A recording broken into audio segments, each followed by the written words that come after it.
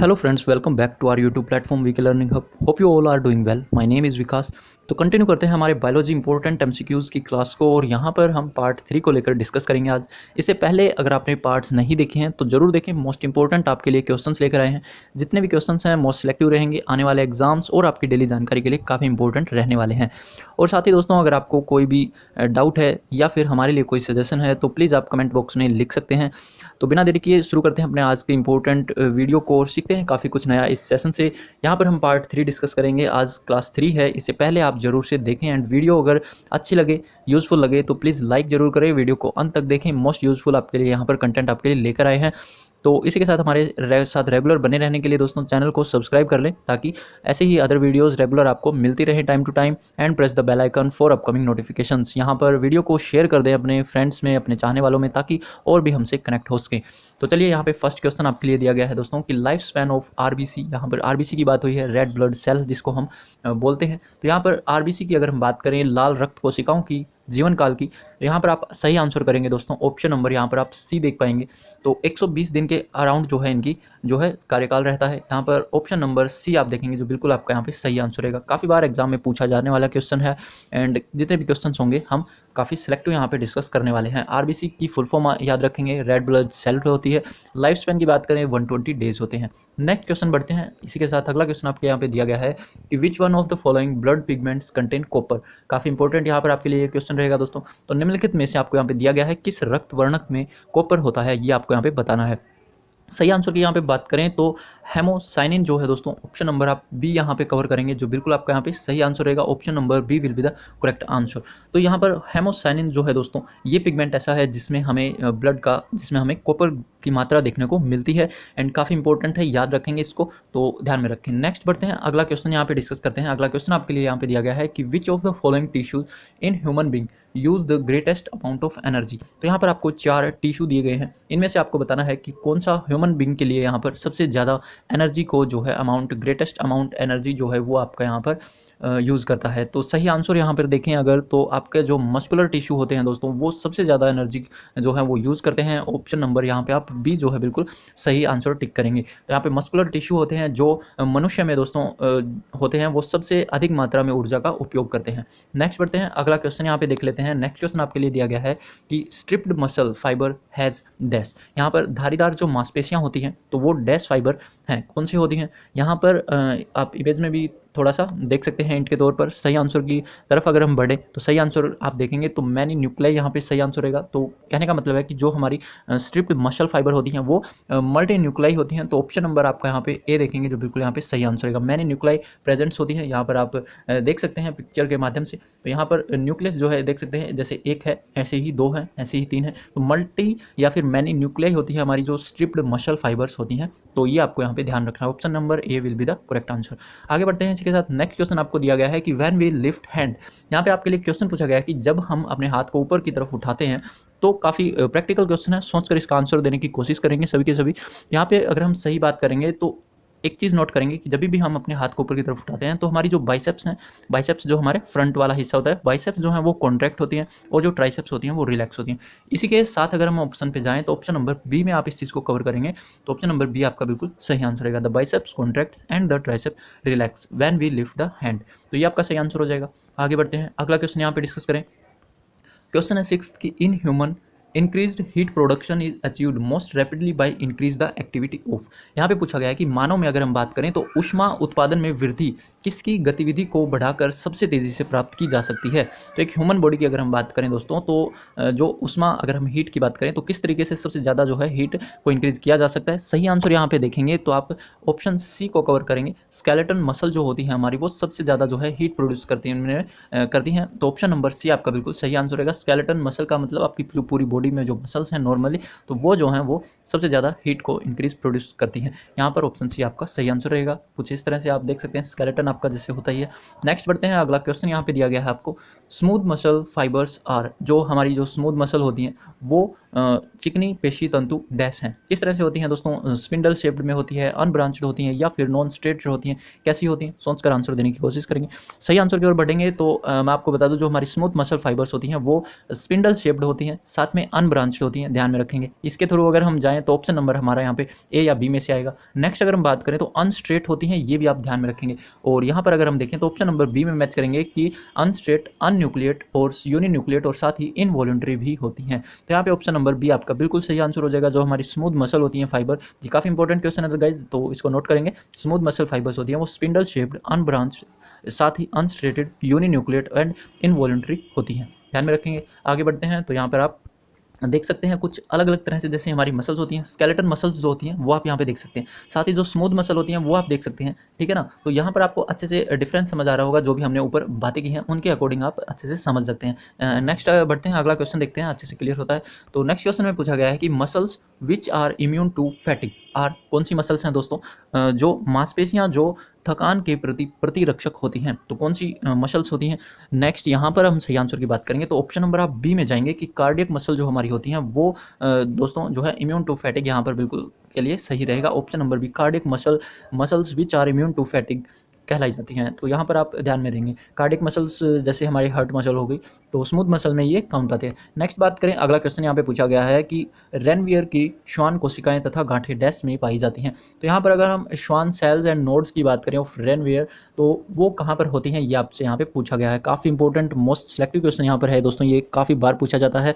तो यहाँ पर आपका जो सही आंसर रहेगा वो होगा न्यूरॉन्स, ऑप्शन नंबर ए आप देखेंगे जो बिल्कुल यहाँ पे सही आंसर रहेगा। तो रेनवियर की जो श्वान कोशिकाएं और जो गांठें होती हैं वो न्यूरॉन में पाई जाती हैं। एक बार हम इसको डायग्राम के तौर पर समझने की कोशिश करेंगे। स्ट्रक्चर दिया गया है आपको एक टिपिकल न्यूरॉन का, तो ध्यान में रखेंगे कि ये पूरा जो है ये न्यूरॉन का जो है डायग्राम है, और न्यूरॉन के अंदर आप देखेंगे तो यहाँ पर लिखा है कि नोड ऑफ रेनवेयर, तो जो नोड ऑफ रेनवेयर हैं उसके साथ ही जो आपकी सेल बॉडी है, न्यूक्लियस है, डेंड्राइट्स हैं, या फिर जो आपकी ये स्वान शेल है यहाँ पे जो दिया गया है, ये सभी न्यूरॉन के अंदर होती हैं, उसका एक पार्ट है। तो इस चीज़ के तौर पर आप याद करेंगे, इन सभी पार्ट्स को याद रखेंगे, नाम जितने भी है, ये काफ़ी इंपॉर्टेंट है ये स्ट्रक्चर आपके लिए, तो ध्यान में रखेंगे। और यहाँ से आप काफ़ी आंसर दे सकते हैं, काफ़ी आगे भी हम इसका आंसर देने की कोशिश करेंगे, तो ध्यान में रखेंगे। नेक्स्ट बढ़ते हैं इसी के साथ, अगला क्वेश्चन यहाँ पे पूछा गया है 10th में कि human genome contains about dash. यहाँ पे पूछा है कि मानव जीनोम में अगर हम बात करें तो लगभग डैश होता है, कितना क्या होता है? अगर हम बात करें ऑप्शन वाइज देखें तो न्यूक्लियोटाइड्स 10,000, या फिर जीन्स होते हैं 10,000, या फिर 6 बिलियन होते हैं, 6 बिलियन जीन्स होते हैं, क्या होता है?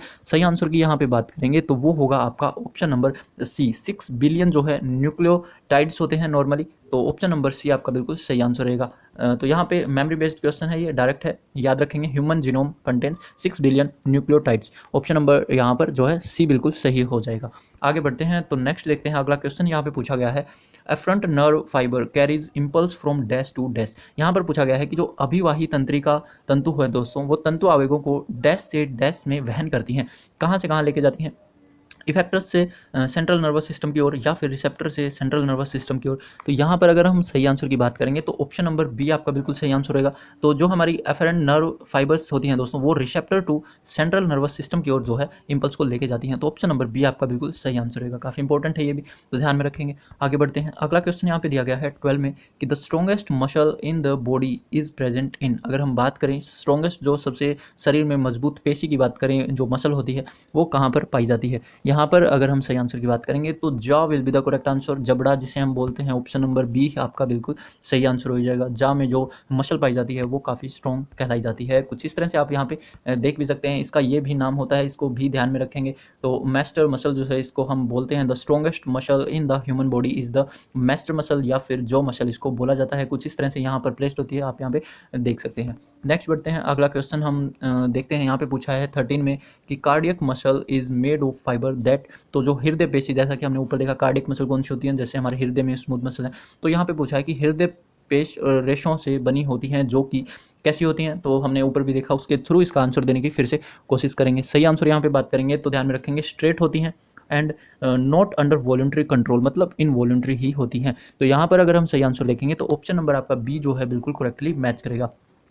Striated and not under voluntary control. Option number B will be the correct answer. आगे बढ़ते हैं। नेक्स्ट यहाँ पे आप देखेंगे तो कार्डिक मसल लाइक, जैसे आप यहाँ पे इमेज में देख पाएंगे, जैसे हार्ट है, हार्ट की जो मसल्स होती हैं कार्डिक मसल्स जिनको हम बोलते हैं।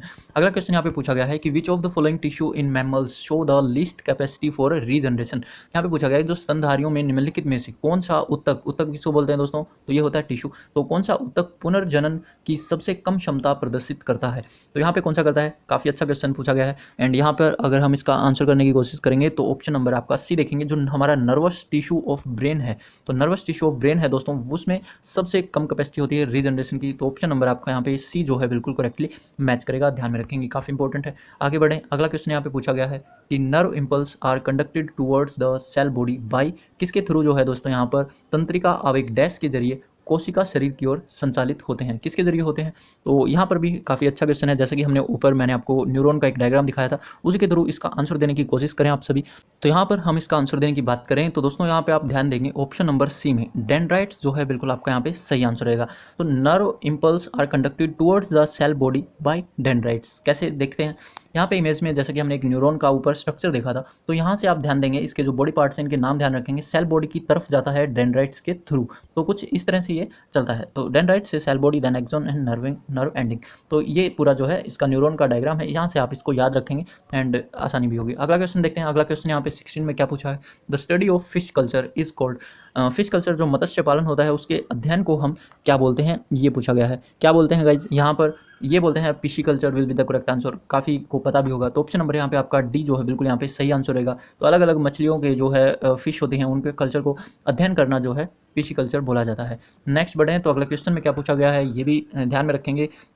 कतला और रोहू आर एग्जाम्पल ऑफ, अगर हम बात करें कतला एंड रोहू किसके उदाहरण हैं निम्न में से, तो यहाँ पर किसके उदाहरण होंगे, ये होंगे आपके फ्रेश वाटर फिश के। फिश तो सभी में है लेकिन यहाँ पर जो है ये फ्रेश वाटर फिश के एग्जाम्पल हैं कतला and rohu. Option number A आपका बिल्कुल सही आंसर रहेगा। थोड़ा सा फिगर में देखने की कोशिश करेंगे, अलग अलग प्रजाति की जो है मछलियाँ पाई जाती हैं, आप सभी को पता है, तो कुछ इस तरह से होती है, जैसे यहाँ पे आप रोहू देख सकते हैं, यहाँ पे जैसे कटला देख सकते हैं। इसके अलावा अदर जो हैं जैसे डॉग फिश हो गई, इलेक्ट्रिक रे फिश हो गई, ये सभी जो हैं यहाँ पे आपके फ्रेश वाटर फिश में जो है काउंट होंगी, तो आप इन्हीं को अच्छे से यहाँ पे एग्जांपल के तौर पर ध्यान में रख सकते हैं। नेक्स्ट बढ़ते हैं तो अगला क्वेश्चन हम देखते हैं। यहाँ पे पूछा गया है कि silver revolution is associated with the increase in the production of, अगर हम यहाँ पे बात करें चांदी की क्रांति किसके उत्पादन में वृद्धि से जुड़ी हुई है, तो किसकी वृद्धि से जुड़ी हुई है ये आपको यहाँ पे बताना है। यहाँ पे हम सही आंसर की ओर जाएंगे तो सिल्वर रिवोल्यूशन नाम से ही आपको पता हो जाना चाहिए दोस्तों, एग से रिलेटेड है, तो ऑप्शन नंबर आपका यहाँ पे सी जो है बिल्कुल सही आंसर रहेगा। एग से जो रिवोल्यूशन जुड़ती है वो हम सिल्वर रिवोल्यूशन बोलते हैं, यहाँ पे आप देख सकते हैं। नेक्स्ट क्वेश्चन है काफ़ी इंपॉर्टेंट है, ध्यान में रखेंगे, काफ़ी प्रैक्टिकल क्वेश्चन तौर पर पूछा गया है। क्या पूछा है, द टेक्निक इन विच, उस टेक्निक को क्या कहते हैं, the technique in which the developing एम्ब्रो from a pregnant superior breed is removed and transferred to another female with inferior characters in whose body further development till birth take place। यहाँ पे पूछा है कि वह तकनीक को हम क्या कहेंगे जिसमें एक गर्भवती बेहतर नस्ल से विकासशील भ्रूण को हटाकर निम्न चरित्र वाली दूसरी मादा को स्थानांतरित कर दिया जाता है जिसके शरीर में जन्म तक और विकास तक वो रहता है, इसको हम क्या बोलते हैं इस टेक्निक को। ऑप्शन नंबर हम यहाँ पे सही होगा ए में आप देखेंगे एम्ब्रॉय ट्रांसफर इसको बोला जाता है, तो option number A will be the correct answer. 19 का क्वेश्चन है, ध्यान रखेंगे इसका, एम्ब्रॉय ट्रांसफर हम इसको बोलते हैं। तो आगे बढ़ते हैं इसी के साथ। नेक्स्ट क्वेश्चन आपके लिए यहाँ पे, इससे पहले आप ये थोड़ा सा डायग्राम के माध्यम से देख सकते हैं कुछ इस तरह से, एक यहाँ पर एम्ब्रॉय ट्रांसफरिंग कुछ इस तरह से रहती है। नेक्स्ट बढ़े, अगला क्वेश्चन यहाँ पे पूछा गया है, ये भी काफ़ी इंपॉर्टेंट है, तो डिजीज से रिलेटेड क्वेश्चन है कि fever, inflammation of the mucous membrane, साथ ही पर्टिकुलरली द इंटेस्टाइन में, discharge from the eyes nose, dehydration, skin eruption on the back and flanks, death come after 4 to 8 days। तो these are major symptom, किसके symptom है, अगर किसी body में ये सिम्टम्स देखने को मिलते हैं तो ये सिम्टम्स किस चीज़ से रिलेटेड है। यहाँ पे क्वेश्चन पूछा गया है जैसे बुखार हो गया, स्लेज्मा झिल्ली की सूजन हो गई, विशेष रूप से आंतों में या फिर आँखों नाकों से पानी आना, या फिर निर्जलीकरण, या फिर पीठ और किनारों पर त्वचा का फटना, या फिर मौत 4 से 8 दिनों के अंदर हो जाना, ये किसके प्रमुख लक्षण हैं। तो यहाँ पे आप सभी का जो आंसर होगा दोस्तों सही वो होगा rinder paste will be the correct answer. Option number A में आप देखेंगे, option number A will be the correct answer. ये सभी जो सिम्टम्स हैं ये रिंडर पेस्ट के हैं। यहाँ पे कुछ सीखने को मिलता है आपको D3 के बारे में, remember the D3 3D formula जिसको हम बोलते हैं, जिसका फुल फॉर्म का मतलब अगर हम बात करें तो डेथ, डिस्चार्ज एंड डायरिया। तो किसी जैसे जो जीव है उसमें अगर ये सभी जो सिम्टम्स मिलते हैं, यहाँ पे आप देख सकते हैं fever, dehydration, discharge from minor, तो इनको हम 3D सिम्टम्स भी बोलते हैं, तो ये आप सभी ध्यान में रख सकते हैं, ये काफ़ी इंपॉर्टेंट है। और death, discharge discharge and diarrhoea, ये 3D की फुल फॉर्म है, ये ध्यान में रखेंगे। आगे बढ़ते हैं इसी के साथ। अगला क्वेश्चन पूछा गया है, the Jersey bull used for cross breeding is exotic variety from. अगर हम बात करें क्रॉस ब्रीडिंग के लिए जो हम जैसे बुल का यूज़ करते हैं, तो जर्सी टाइप का जो बुल यूज़ होता है, जर्सी नाम है जिसका, तो वो किस विदेशी किस्म का बोला जाता है। यहाँ पे अगर हम सही बात करेंगे, answer number A will be the correct answer. USA breed से ये बिलोंग करता है, तो ऑप्शन नंबर ए आपका बिल्कुल सही आंसर हो जाएगा। यूएसए का है जर्सी बेल, यहाँ पे ध्यान में रखें। अगला क्वेश्चन पूछा गया है यहाँ पे 22 में, द आईपीएन एंड वीएमएस जो हैं are well known infectious disease हैं दोस्तों। आईपीएन जिसकी फुल फॉर्म है इन्फेक्टियस पैनक्रियाटिक नेक्रोसिस, एंड साथ ही वीएमएस की फुल फॉर्म है वायरल हेमोरेगिक एंड स्पेक्टिसेमिया। यहाँ पर जो ये डिजीज़ हैं, अगर हम इनकी बात करें, इन्फेक्टियस डिजीज़ हैं, तो ये किसके जो हैं लिंक करते हैं, किससे संबंधित हैं, ये आपको यहाँ पे बताना है। यहाँ पे सही आंसर की बात करेंगे तो ये फिश से रिलेटेड है दोस्तों। ऑप्शन नंबर ए जो है आपका बिल्कुल यहाँ पे सही आंसर हो जाएगा। फिश से रिलेटेड ये हैं आईपीएन, और जो वीएमएस हैं, ये सभी जो हैं संक्रामक जो रोग हैं, ये फिश से रिलेट करते हैं, तो ध्यान में रखेंगे, काफ़ी इंपॉर्टेंट रहेंगे दोनों नाम। अगला क्वेश्चन डिस्कस करें यहाँ पे, तो 23 है कि महसाना और जाफराबादी आर एग्जाम्पल ऑफ। जो महसाना और जाफराबादी हैं वो किसके उदाहरण हैं, तो किसके उदाहरण है गाइस, ये उदाहरण होते हैं हमारी इंडियन ब्रीड ऑफ बफेलोज के। तो ऑप्शन नंबर आपका ए जो है बिल्कुल सही आंसर रह जाएगा, यहाँ पे ध्यान रखेंगे। और कुछ इस तरह से जैसे हमने फिश की अलग अलग ब्रीड देखी थी, अलग अलग प्रजातियाँ देखी थी, ऐसे ही आप यहाँ पे नोट कर सकते हैं हमारी इंडियन जो ब्रीड्स होती हैं काफ़ी अलग अलग तरह की, जैसे मुर्रा भैंस होगी, काफ़ी फेमस है, नागपुरी होगी, शुरती होगी, ऐसे ही यहाँ पर ये नाम देख सकते हैं महसाना और जाफराबादी होगी। तो ये सभी जो है अलग अलग ब्रीड हैं, इनके नाम ध्यान में रख सकते हैं, कभी भी एग्जाम में ऐसे भी डायरेक्टली पूछा जा सकता है। नेक्स्ट अगर बात करें, अगला क्वेश्चन यहाँ पे पूछा गया है कि the production of useful aquatic plants and animals like prawn, fish, lobster, crab, moss etcetera using various type of water resource is called. काफ़ी अच्छा और सिंपल क्वेश्चन है, आप सभी इसका आंसर कर सकते हैं। तो यहाँ पे पूछा गया है कि विभिन्न प्रकार के जो जल संसाधनों का उपयोग करके अलग अलग तरह से हम जलीय पौधों या फिर जीव जंतुओं को हम उत्पादन करते हैं उनका, तो उस कल्चर को हम क्या बोलते हैं। यहाँ पर अगर हम सही आंसर की बात करेंगे तो आप ध्यान में देंगे ऑप्शन नंबर ए में एक्वा कल्चर इनको सभी को बोला जाता है। कुछ इस तरह से इमेज होती है, आप हिंट से आइडिया लगा सकते थे। तो एक्वा कल्चर पानी से रिलेटेड यहाँ पे बात हुई है, तो एक्वा कल्चर हम इसको बोलते हैं। Option number A will be the correct answer. इसके साथ नेक्स्ट क्वेश्चन देखते हैं। पूछा गया है कि the surface of nerve fibres bear narrow areas called. तो जहाँ पे नैरो एरियाज होता है, तंत्रिका तंतुओं की सतह में संकीर्ण क्षेत्र होते हैं, जिनको हम डैश कहते हैं, क्या बोलते हैं, ये आपको यहाँ पे बताना है। जैसा कि हमने न्यूरॉन की डायग्राम से स्ट्रक्चर से सीखा, तो उसके थ्रू ही आंसर देने की कोशिश करेंगे अच्छे से। अगर आपने उस डायग्राम को सीखा है तो उनको हम क्या बोलते हैं दोस्तों। ऑप्शन सी में आप ध्यान देंगे, नोड ऑफ रेनवेयर हम इनको बोलते हैं। तो ऑप्शन नंबर सी आपका इंपॉर्टेंट है काफ़ी क्वेश्चन, तो ध्यान में रखें, सही आंसर रहेगा। फिर से एक बार देख लेते हैं, फिर से इसे सीखने की कोशिश करेंगे, याद कर लेंगे इनके जितने भी नाम हैं। तो सेल बॉडी, एंड यहाँ पर आप देख सकते हैं एक्सो नोड ऑफ रेनवेयर जो है यहाँ पर सेंटर में आप यहाँ पे नोट कर सकते हैं। नेक्स्ट बढ़े, अगला क्वेश्चन यहाँ पे पूछा गया है, Bombay duck and hilsa are example of. तो ऐसे ही हमें यहाँ पे बताना है कि जो बॉम्बे डक है, हिल्सा है, ये किसके उदाहरण हैं। तो यहाँ पे किसके उदाहरण होंगे, ये होंगे दोस्तों आपके मरीन फिश के। जैसे कि हमने फ्रेश वाटर फिश में देखा था, ऐसे ये मरीन फिश के एग्जाम्पल हैं आपके सामने। ऑप्शन नंबर बी आपका यहाँ पे सही होगा, Bombay duck and hilsa. And यहाँ पर इमेज में आप देख सकते हैं कुछ इस तरह से बॉम्बे डक है, हिल्सा है, तो इस तरह की कुछ हैं फिश हैं ये। एंड नेक्स्ट बढ़ते हैं, अगला क्वेश्चन अगर हम बात करें 27 में, तो which of the following is the high milk yielding variety of cow. Cow में बात आई है, तो यहाँ पे क्वेश्चन को आप अच्छे से पढ़ेंगे। सबसे इंपॉर्टेंट होता है आप क्वेश्चन को कितने अच्छे से रीड करते हैं, उसको समझने की कोशिश करते हैं। तो यहाँ पर अगर आप फर्स्ट टाइम देखेंगे तो आपके दिमाग में मुर्रा ऑप्शन नंबर बी आ रहा होगा, लेकिन यहाँ पे पूछा गया है कि निम्नलिखित में से कौन गाय है, गाय की उच्च दूध वाली किस्म है। तो गाय के बारे में यहाँ पे बात हुई है, जैसा कि हमने भैंस की जो बुफेलोज होती हैं उनकी ब्रीड के बारे में ऊपर हमने देखा। तो ऐसे ही अगर हम इसके आंसर की बात करेंगे तो Holstein will be the correct answer. आपका ऑप्शन नंबर सी जो है बिल्कुल सही आंसर रहेगा। होल्स्टेन जो है बिल्कुल यहाँ पे गाय की उच्च दूध वाली किस्म है, और इमेज में कुछ इस तरह से देख सकते हैं, कुछ इसी दिखती है। नेक्स्ट बढ़ें, तो अगला क्वेश्चन यहाँ पे पूछा गया है कि anthrax is a serious disease of. Anthrax एक बीमारी है, एक गंभीर बीमारी है, किसकी है, किससे रिलेट करती है। यहाँ पर सही आंसर होगा आपका कैटल से बिलोंग करती है। Option number A will be the correct answer, काफ़ी इंपॉर्टेंट है।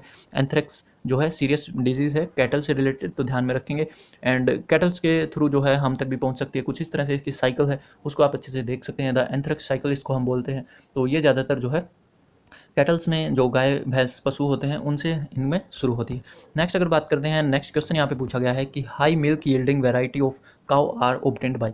तो गायों की जो नॉर्मल अगर हम देखें तो कोई गाय इतना ज़्यादा मिल्क प्रोड्यूस नहीं कर सकती, बट हम जो है हम उसमें वैरायटी उनमें जो है क्रॉस ब्रीडिंग करवा के हम उसको ऐसा बना देते हैं। तो यहाँ पे पूछा गया है कि गायों की उच्च दूध देने वाली जो किस्में होती हैं उनको हम किस तरीके से जो है प्राप्त कर सकते हैं उनको। यहाँ पर काफ़ी सारे आपको तरीके दिए गए हैं, इन सभी को आपको याद कर लेना है क्योंकि सारे जो हैं इंपॉर्टेंट हैं।